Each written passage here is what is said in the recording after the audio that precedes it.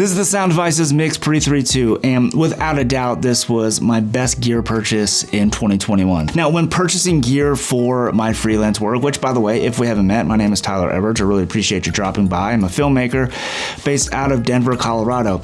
Now, like I said, when I'm purchasing gear for my freelance work, it either has to fill a gap in my production needs, fill a void that I currently have in my production workflow, or it has to just make my life and my workflow much more efficient, whether it's an edit or on set or whatever the case may be.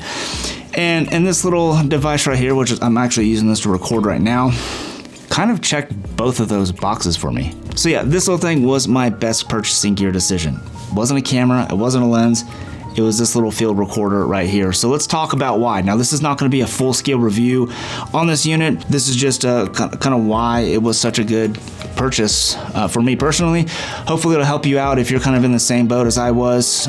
Maybe this will kind of help guide your decision a little bit if you're in the market for one of these things. But I'm not going to try to like push you to buy one of these things or something. It's your money. Do whatever you want with it. So why was it such a good decision for me? Well, a couple reasons. Over the last couple of years, that's insane. One-man band productions have become a lot more common and a lot more necessary just due to safety reasons or client requests or whatever the case may be.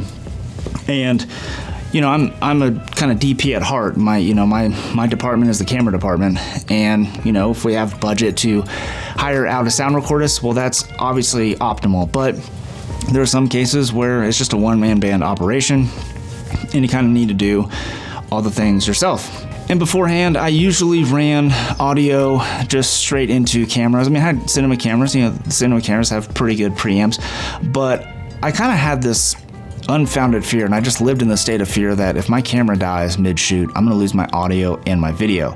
Now, I have used like the Zoom H4n and the Zoom H5 and stuff, but for some reason, I never found those to be really great solutions. The battery, so I'm not going to get into all that, but I kind of put those aside and just ran audio straight into cameras. But I realized that if my camera dies, not only do I lose my camera roll, but I lose the audio as well. So that's why I decided to invest in one of these. And I wanted to invest something that had really good preamps and really good audio quality with bit rate and all that kind of stuff, or bit depth or whatever you call it. For my needs, for what I do for smaller shoots, this 3-channel one is more than enough for my purposes. But your mileage may vary. There's all kinds of different ones they have out there. You don't have to go with Sound Devices, you can go with other ones, but I prefer to use Sound Devices because a lot of the productions that I've worked on have used Sound Devices and they just work. So super long tangent, but you get the point.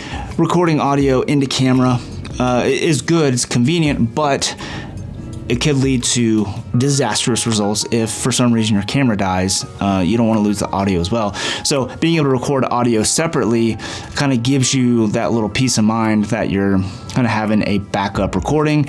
And in this case, I usually run audio from the little stereo out on this side into a camera, and this is kind of like my main recording, and then my in-camera audio is kind of what I would consider like my backup audio or my proxy recorded audio, if you can kind of think of it that way.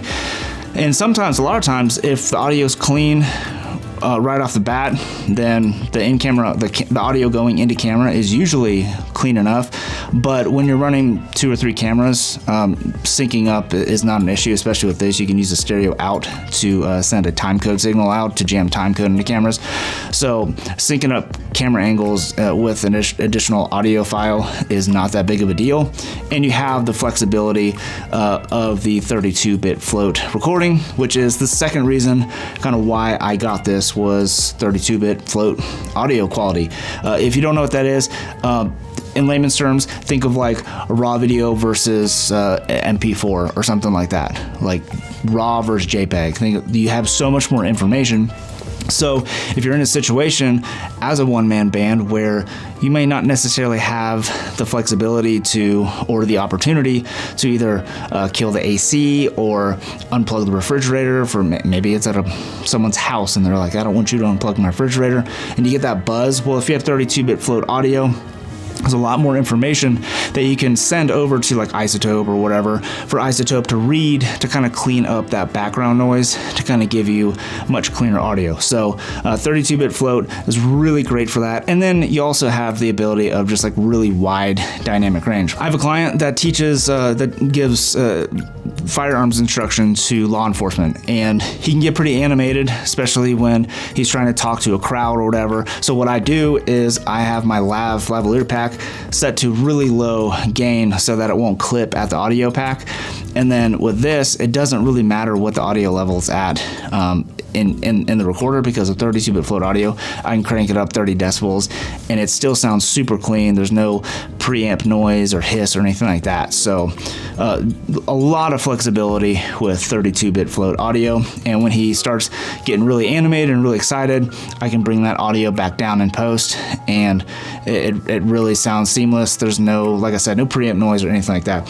So that's pretty much, yeah, that's pretty much it. It's a super convenient device. I mean, being able to record separately and jam timecode into your cameras really just means it's kind of a no-brainer. I mean, you drop 2 or 3 cameras into your timeline, you got to sync those up anyways with timecode. Use your audio source as your timecode. You line them all up. I'm in DaVinci Resolve, so I'll just lay all the clips on top of each other with the audio file in there, highlight them all. I created a keyboard shortcut to align audio or align clips based on timecode, and it takes a split second to align all the clips. So it's super convenient. Now, I've got a bunch of stuff on here, which seems kind of odd. So let's kind of go over that, because I figured I'd cover it here instead of having to reply to a bunch of comments. But I've got this tripod plate up here, and typically what I do is if I'm doing an interview or something like that, I'll have the camera right here, slide the camera here, that way I can kind of view my meters and stuff like that, and kind of make sure everything's good there. And then I'll put a tripod plate here on the bottom, and that way that this kind of sandwiches between the tripod and the camera. But if I'm going handheld, I'll actually just use a quick release plate and attach like a cold shoe adapter or a dual cold shoe adapter for 2 lavalier packs, for example, if I'm kind of doing run and gun kind of filmmaking, whatever. So I can do that. And then when I'm handheld, that's why I have these little Peak Design anchors right here, because I'll just use the Peak Design camera strap and kind of strap it over my shoulder, and it just kind of sits right here, and it is a lot cheaper than an audio bag, and it works for my needs. And that way, even if I'm handheld, I'm still monitoring audio and I'm recording audio separately, and I can change any kind of any kind of gain or anything like that if I need to. So we're all good there. And then the other thing is I got this little battery plate. It's made by Sound Devices, and it just allows you to use NPF batteries, and it lasts forever. I mean, this combo right here will probably last 2 full days, maybe 3 full days of shooting.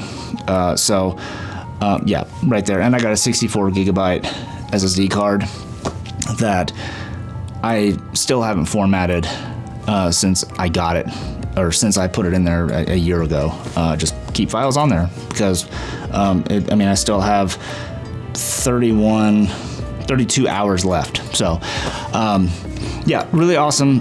This is a great device. It just made my life so much easier as a single owner op, that I don't have to worry about running backup channels in camera for audio in case of clipping. I've got 32-bit float audio to kind of cover me for that. A lot more information for just cleaning up audio, buzzes, hums, all that kind of stuff. And then yeah, it's super portable. It's super lightweight, fits in my Pelican case. Super compact, especially when you take the battery tray off. Provides phantom power. Yeah, not much more you can ask for. Anyways, this was kind of all over the place, but thought I'd make a video on this because I really like this thing. So if you're interested in picking one up, I'll leave links in the description and all that kind of good stuff. But really appreciate you watching. If you have one of these, or maybe the Nix Pre, I think 6 and 10, I think those are the other ones. Or if you have Sound Devices or maybe other field recorder, tell me what you're using down below and why you think they're so valuable to have in your kit. Well, as always, I appreciate you watching. Thanks for dropping by. If you are new here, maybe consider hitting that subscribe button. and maybe hit that thumbs up button, or you can hit the thumbs down button, but nobody will see that you even did that anyways. So sorry, but you can still do it if you want to. And yeah, hopefully I can talk better in the next video. All right, I'm out. Love y'all. Peace.